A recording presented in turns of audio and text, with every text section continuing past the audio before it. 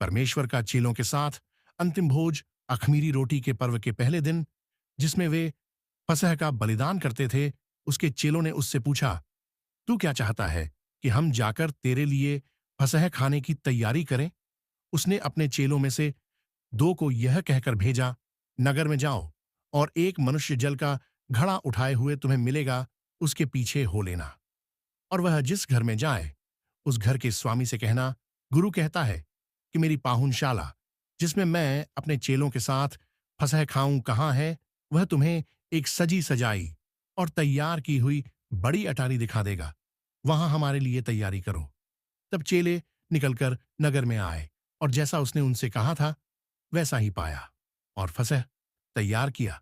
जब सांझ हुई तो वह बारहों के साथ आया, और जब वे बैठे भोजन कर रहे थे तो यीशु ने कहा, मैं तुमसे सच कहता हूं कि तुम में से एक जो मेरे साथ भोजन कर रहा है मुझे पकड़वाएगा।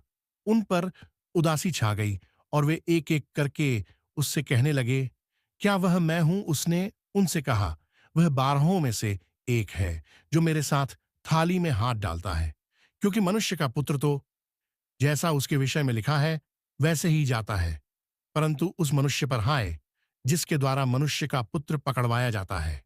यदि उस मनुष्य का जन्म ही ना होता तो उसके लिए भला होता। चेलों के साथ प्रभु भोज जब वे खा ही रहे थे तो उसने रोटी ली और आशीष मांगकर तोड़ी और उन्हें दी और कहा, लो, यह मेरी देह है। फिर उसने कटोरा लेकर धन्यवाद किया और उन्हें दिया, और उन सब ने उसमें से पिया।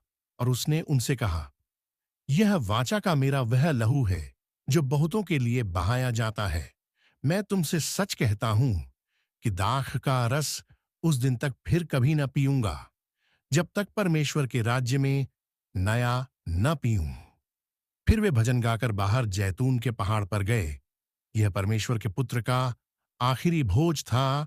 हालेलुया, आमीन।